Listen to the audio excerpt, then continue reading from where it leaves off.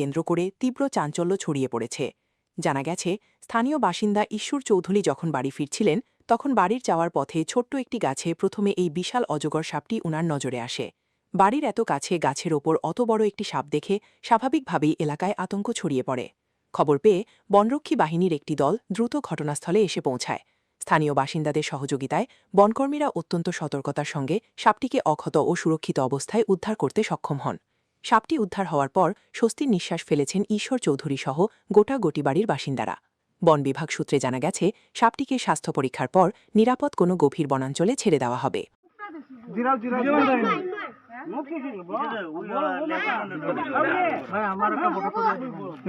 দাদা তোমার ফটো উঠাইছি, দাদা আমি ভিডিও করলাম দাদা।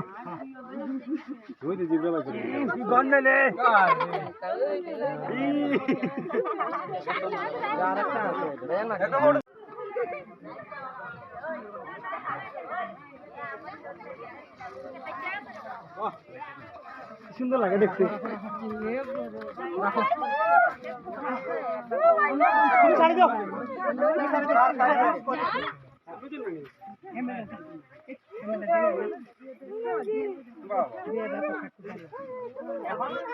আমার আগে দেখালে যারে ও দিকদারি করে।